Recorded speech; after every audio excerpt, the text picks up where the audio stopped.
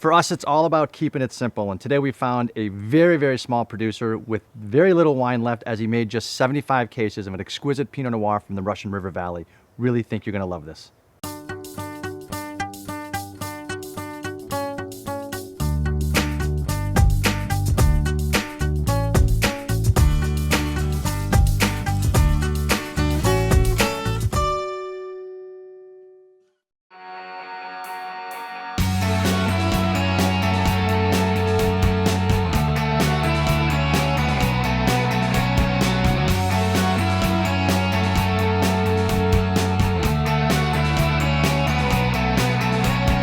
But I do find the story of how you got to wine country fascinating. So you left Buffalo and decided, I need to get to a warmer climate. Exactly. Yep. I remember the blizzard of 77, Okay. where the snow drifts came all the way up to the gutters on a single-story house. We had 2 weeks off from school. We'd go up to the roof, sled down from there. Onto the street. We'd find a stalwart car and, hang onto the bumper, and we were sledding in the streets and stuff. Yeah, I just had it up to here with snow, literally. And now you're wearing prominently the winemaking hat, and you're Yes. specializing in Pinot Noir. Tell me a little bit about the leap and wanting to desire and specialize in Pinot. The leap has a little bit to do with what I call simple math, which is Okay. synonymous with the golden rule. You never know what you're going to get, but if you plant positive seeds, opportunities arise. To me, fine wine is a condiment. That's what I learned from European winemakers. Sure. And Pinot is just beautiful.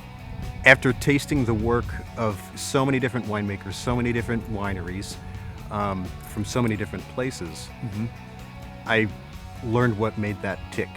So far, so good. This is my 4th Pinot. People really dig it. The most important critic to me is the person who's got it in their glass. Yep.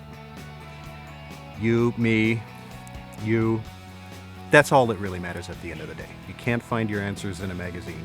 So when I interview winemakers, the ones seem to always gravitate to Pinot Noir. It's a challenge, but yet the end product and the result is always magical to them, and that's what resonates and is special. And you make such precious little amount of this. So how do you source it? What's your philosophy on making it? And how do you bring it from the vineyard to the glass? What's coming out that's balanced, that works well with food, that's delicious, that has holding power, that will last when you pull the cork, stick it back in, come back down to the kitchen the next day, it's still alive or probably better. Right. Those are the sources that I seek out.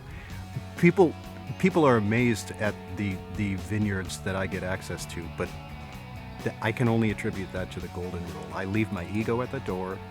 I build relationships, and I ask. Although I find with your wine being as good as it is, it's going to be a rare occasion that the bottle is still has some wine in it the next morning. So Yeah, unfortunately. It's about the simple truth. Do you like it or don't you? Is it priced fairly? Does it work well with dinner? Do the math. It's pretty simple.